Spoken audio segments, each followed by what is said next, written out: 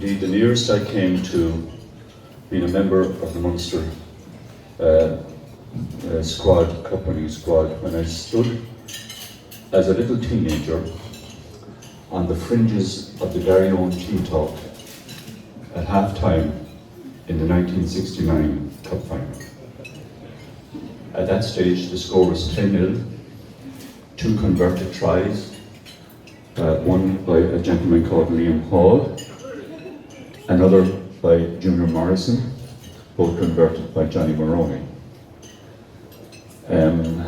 I looked, obviously, I was at a height disadvantage with many of them. I looked up to the likes of John Rooney and Frank Hogan and Pat O'Riordan. And in the middle, about the only one that I could have a similar eye line with was a young, fresh-faced individual who seemed to be doing a lot of the talking. I think he wore number 9.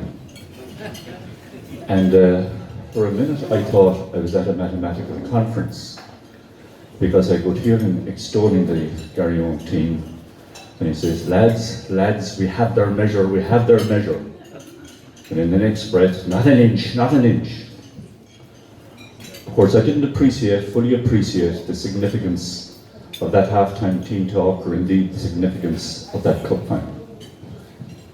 Garryowen had not won the cup in the 1960s. Indeed, Garryowen had not won the cup since 1954. And if you consider that they had already won 27 Munster Senior Cups. In 1952, they won the cup under the captaincy of Kevin Quilligan, who went on to be president, of course, of the Irish Rugby Football Union. They were beaten in the cup final in 53 by Sunday as well. And they won the cup final in 54 under the captaincy of Tom Reid, with Tom Nesdale, who unfortunately can't be with us today, as part of that team. Little did the club realise they were about to face such a barren spell. One cup final was reached in 1961 when our opponents today, Cork Con, kindly lent us Noel Murphy for the duration of that season. And Noel Murphy inspired that Garryowen team, captained by another great Garryowen man, Tom Coffey, and with the likes of Dave Keane and Joe Quinn on that side. Garryowen reached the cup final, but that was the extent of Cork Con's generosity, because they beat us in the final. So the 60s rolled on, and no sign of a cup win. So came 1969, and we were in last chance saloon. Frank Hogan would recall that a very significant appointment just before that was, I think, the captaincy of 67, when a man called Des Broderick was captain of Garryowen, and he, with his background in physical education, got Garryowen to a level of fitness where Tim McGrath remarked that, well, we're at a level of fitness now where we can actually think about getting fit. 1968 saw Garryowen reach the cup semi-final under the captaincy of Mick Lucy, but unfortunately were defeated. So as I said, 1969 was the final chance to bring the cup back to Garryowen. The seriousness of the situation brought Garryowen to a point where they selected what I would call a wonderful, high-powered team of support, led by the then President Tom Nesdale, Vice President Kevin Quilligan, Dave Keane, who himself had achieved much on the Munster Senior Cup winning fields as coach, and 2 wonderful servants of Garryowen. One, Tony O'Shea, who thank God is still with us today and still a wonderful, wonderful administrator here in Dooradoyle, and also Jerry Nain, another superb administrator. That was the backroom team that was put together in the last hope of winning the cup in the 60s. A very important appointment, of course, was the Army officer Raymond Rusty Keane as captain. The campaign duly came along. First match against Cork Con below in Cork. No easy task. Frank Hogan tells me he was rather bemused or amused in the first line out of the match. He heard the lovely dulcet tone of a Cork voice behind him, inquiring, "Is that you, young Daly? Are you Whacker's son? Sure, when you get back to Limerick, tell him I was asking for him." Now, I think in fairness to the man, he said, when you get back to Limerick, not if you get back to Limerick. Of course I'm talking about the one and only Noel Noisy Murphy. What a character. Garryowen won the match, 9-6. Moved on to the semi-final to get Shannon, won that 5-0. And so we faced Sunday as well in the Munster Senior Cup final in Thomond Park. And there I was at half-time, looking at this team, not realising the expectancy and the craving and the need for that cup win.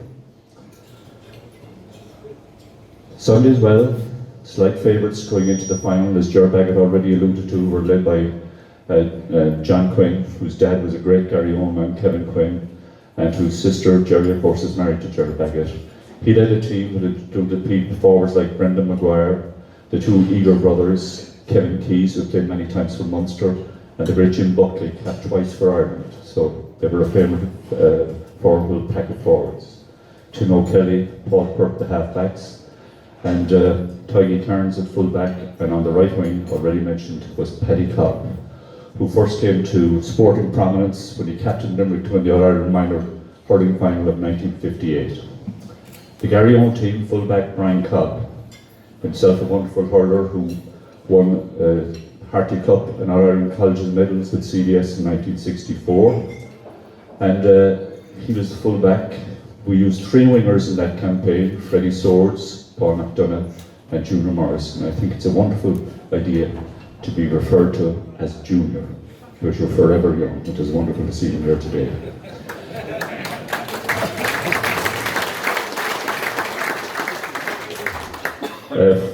Freddie Swords and Brian Cobb first met each other on the hurling fields when they opposed each other in the 1963 All-Ireland Minor hurling final.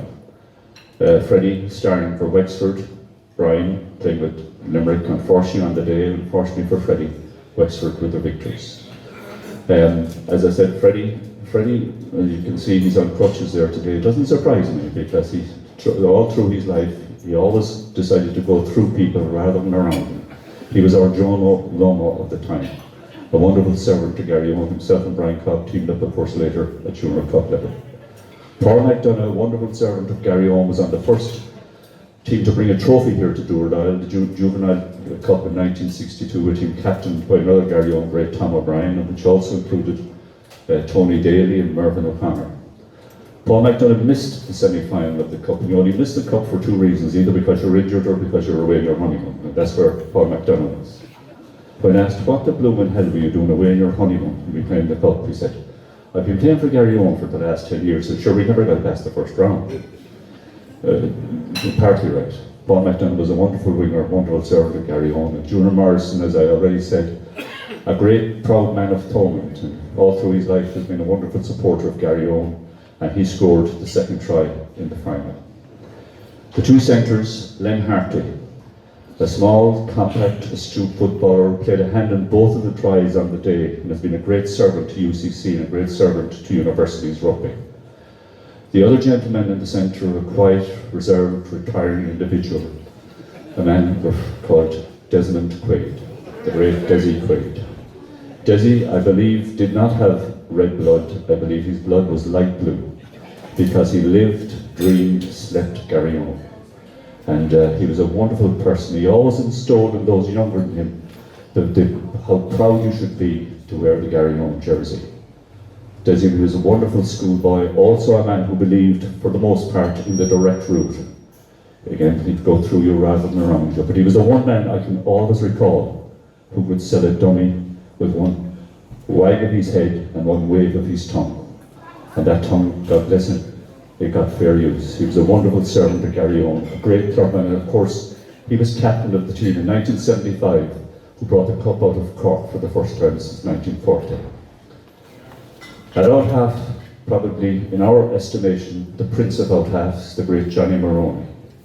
Johnny Maroney first came on the scene in 1964 when, along with Frank Hogan, he won the Munster Senior Schools Cup medal with Rockwell.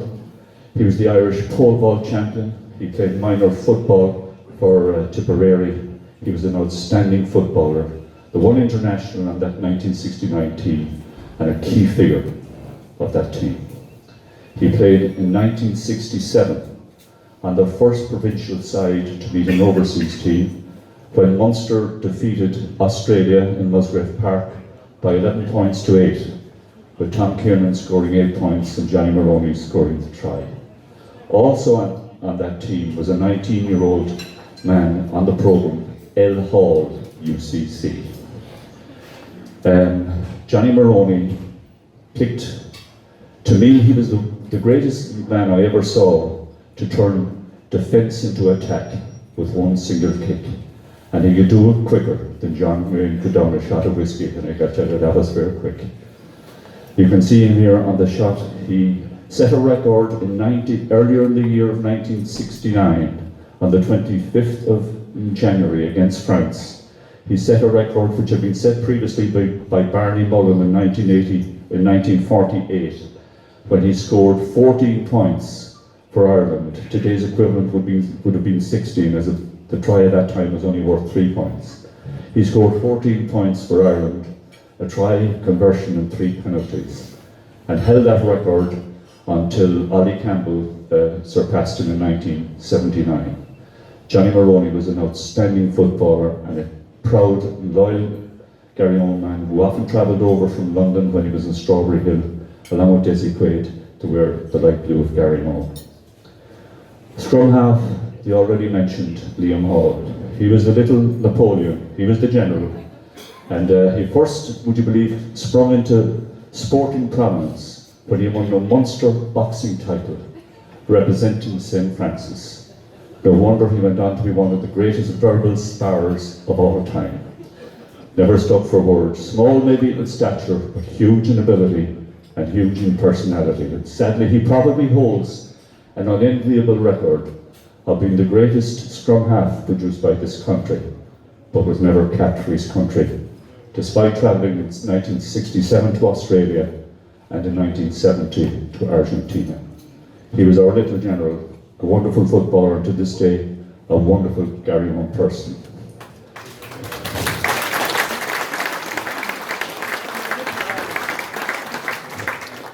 Liam will be the first to admit that behind a good scrum half is very dependent on his pack of forwards. And in the front row, at loosehead prop, this man could never have been accused of being overtrained or burned out. But the great Tom Carroll knew how to peak for the season come the end of March and early April. An outstanding footballer, probably pound for pound one of the greatest rugby players ever to wear the light blue jersey of Garryowen. And ever before protein drinks, Frank had his own way of keeping up his strength. He was an outstanding forward and one of 4 men, himself, Mervyn O'Connor, Liam Hall and Frank Hogan, who won 4 senior cup medals for Garryowen. The hooker, Joe Quinn, a staunch Republican who played in the 1961 team, who captained Garryowen in 64 and 65, both himself and Tom Carroll, proud men of St. Mary's. Joe Quinn and Liam Hall, as Liam found out recently, had that Sunday's well front row bamboozled, particularly the hooker Brendan Maguire with their signals. At that time, referees were very stringent on having your foot up before the ball came in. But Liam and Joe had their own little mechanism which worked a treat. Nowadays, the modern prop is mobile and expected to handle the ball a lot and do a lot of fancy things.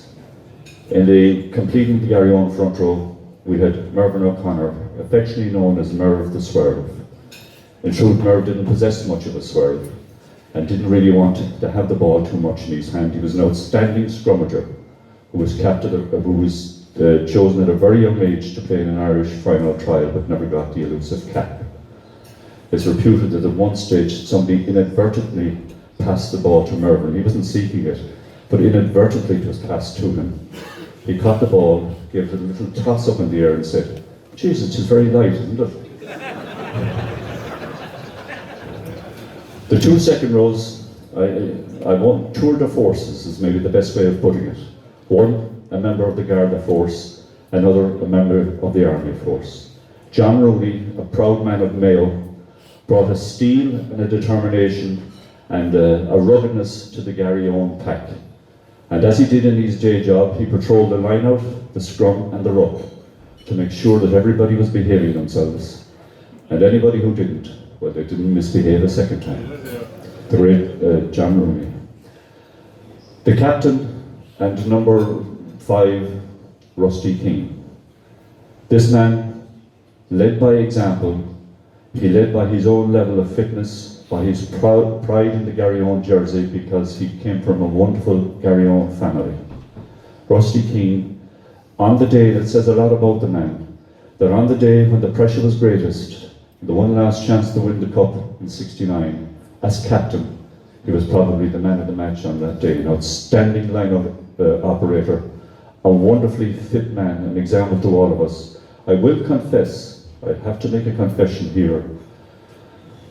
Following that win, at a later stage, when I myself was involved, I used to have bad thoughts about Rusty Keane, because he invented weight training in this club. He had us with a bar going across our back, and with 2 lumps of cement at either end. I know we're doing them paintings or whatever, but he had us running up and down the hill over there, and I can tell you there was some unpleasantries muttered on a Tuesday night about the self-same but great Rusty Keane. Garryowen used 4 back rows in the campaign, 17 players in total, but 4 back rows. Anthony Daly, already previously mentioned, played against Cork Con. The son of the great Quacker Daly had won cup medals with Garryowen. Tony Daly was a wonderful representative of Richmond, a great, abrasive, hard, tough going forward, and throughout his life a wonderful supporter of Garryowen. Unfortunately, he can't be with us here today. Pat O'Riordan played in the back row for UCC in 1963, when UCC defeated Sundayswell. This was Sundayswell's 3rd time, in fact, in the 60s in a cup final. And on that UCC team, with Pat O'Riordan, was one Mick Lucy. Sundayswell were also defeated in the 65 cup final by Cork Con, captained by Noel Murphy. And on that team, would you believe, was Mick Lucy and one Dave Keane, who also won a cup medal with Cork Con in 1964. So he was sipping his pint on the field. He brought a certain great rugby sense, great rugby knowledge, experience, and a slight destructiveness to the opposition when needed. The Rock of Cashel, for many hundreds of years, was the seat of the High Kings of Munster. Garryowen were blessed in that time to have 2 Rocks of Cashel. In the final, Ned Tierney, a moraining, abrasive, tough man of Cashel, a wonderful addition to the Garryowen back row on that day. And the other Rock of Cashel was, again, a very quiet, retiring, shy individual who had won a cup medal, as I said, a school's cup medal with Johnny Maroney in Rockwood in 1964, the one and only Frank Hogan. Now today, if you want to buy a Mercedes, he'll give you a good deal. But back in those times, if you wanted a try from a 5-yard scrum, by God, Frank, he'd do the business. Never have I seen a man with an ability to take a ball so low for such a big man and get to the try line. Frank Hogan, I can recall one time listening to a commentary of a match, a Munster match, I think it was Ulster they were playing, in Cork. And the renowned radio commentator of the time, Bill Toomey, I'll always remember his words. He says, "This man Hogan will surely play for Ireland."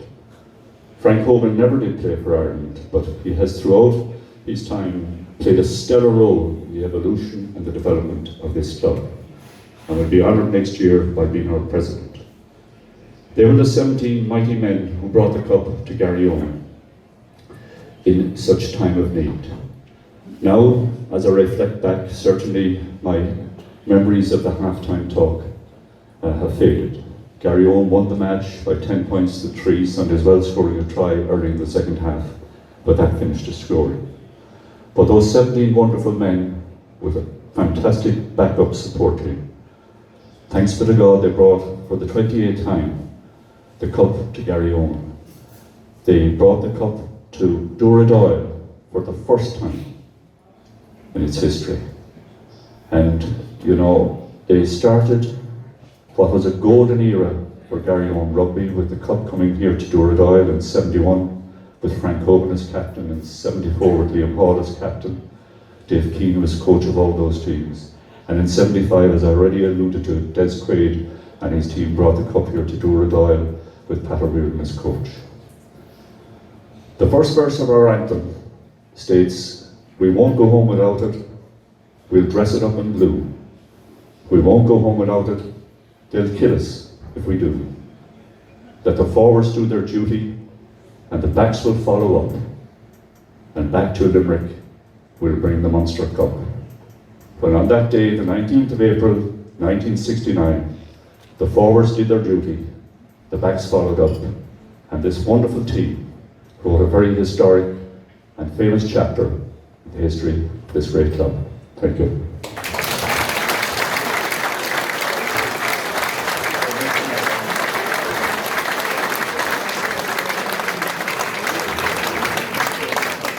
I'd just now like to call on the captain himself, Raymond Rusty Keane.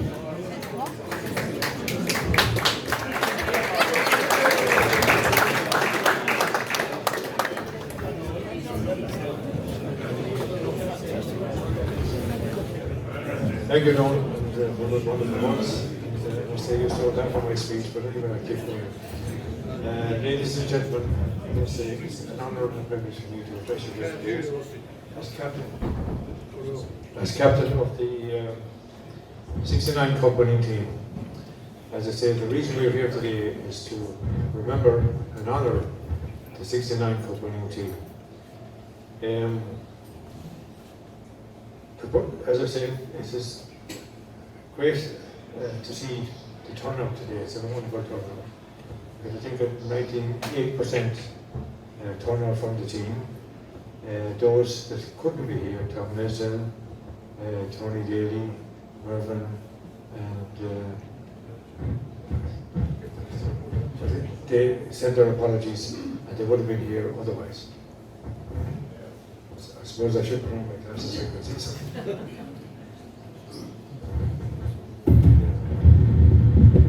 I'm not used to these technical. Two score 10 years ago, 1969 was a critical year for Garryowen Football Club. We had not won the Munster, as I said, we had not won the Munster Cup for at least 15 years. So it was dangerously close, 1969, to Garryowen going through the decade without winning a trophy. Garryowen had won the trophy every decade from 1884. Accordingly, it was decided at the highest level in the club that 1969 would be a critical year, and every effort would be made to bring the trophy back to Limerick and to Dooradoyle. In the years 1965, 66 and 67, some excellent players joined the club. Some from schools, namely Rockwell and Blackrock. Some from our own junior squad. Some from junior cup teams in Limerick, namely St. Mary's, Richmond and Thomond. And some from the GAA, namely Wexford, as Noel said, and Limerick. Both super athletes who had won cup medals and county medals in their respective disciplines. All were excellent athletes and fitted in with the club very well. These were blended with the more senior types, which I would class myself, and they sort of blended very well, the young and the old, to form what was the basis of the cup team that contested the 69 Munster Junior Cup campaign. The team was coached by my brother Dave. The emphasis, as Noel said there, was on interval training, strength and conditioning, and nutritional, sports nutrition. As Noel said, there was no gyms in Limerick at those days, so basically we had to put iron bars into cement cans filled with cement, and these were used for weight training. In spite of this primitive sort of equipment, it proved to be quite effective, and as Noel said there, they didn't, especially from the cribs of the guys that were made to do the training. Now, our sports nutrition was carried out and implemented by Rita, the late Rita Doran, and my mother, who handed up bananas and apples, tea and sandwiches to the team after training. I'm not so sure what effect this had on our training, but it was appreciated by all. There were no protein shakes in those days, as Noel said. We trained hard. In particular, the sessions, juniors versus seniors, were quite torrid affairs. I remember on one occasion, up at the top pitch, which was a sort of a quagmire at this stage, we had scrummaging practice, and I think we nearly lost 2 props in a hooker through drowning.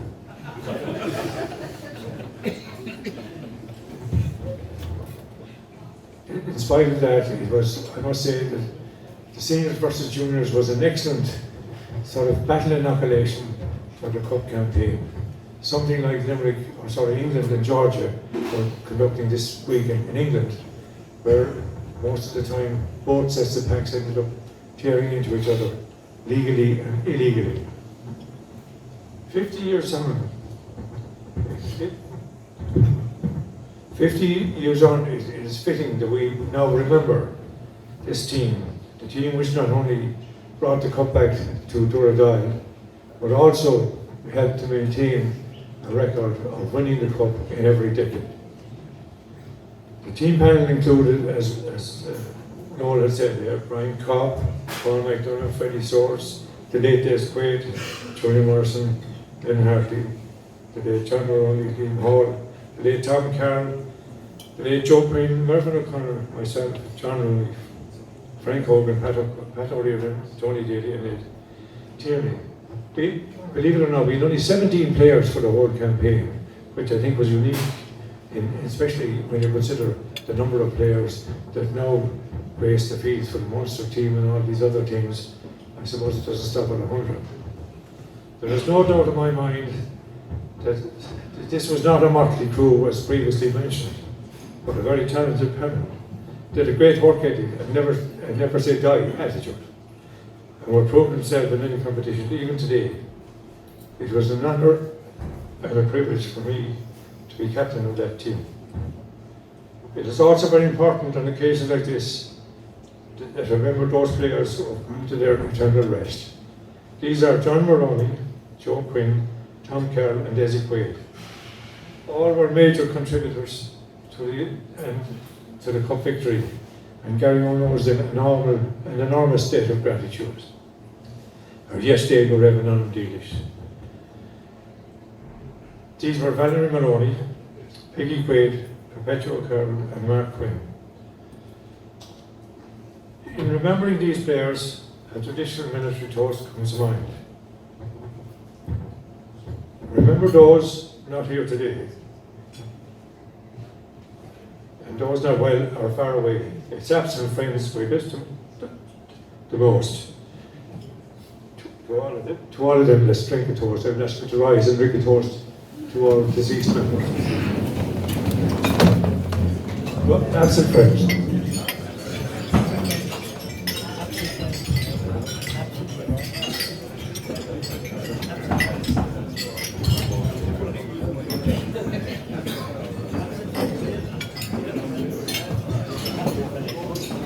Finally, I was through the cup campaign there, but Noel has already done that, so therefore I will start what I have here. Finally, as captain of the team, I would wish to thank the president and members and committee of Garryowen for honouring the 69 team here today.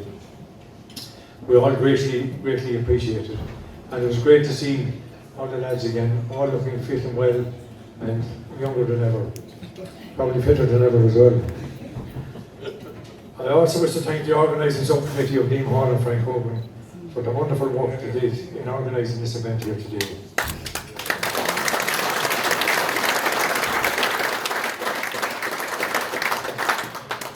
As a token of our appreciation, I wish on behalf of the team to present the match ball to you, Gerald, as President of Garryowen, and hope it finds a suitable location in your trophy room. Thank you all very much. As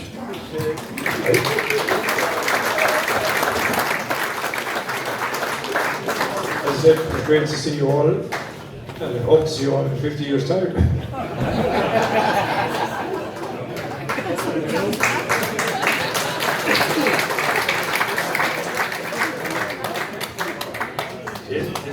This is actually the extra ball. Don't ask me how I got it. The Munster branch will probably send me. I said the first time I came to Munster, I got it in my jersey.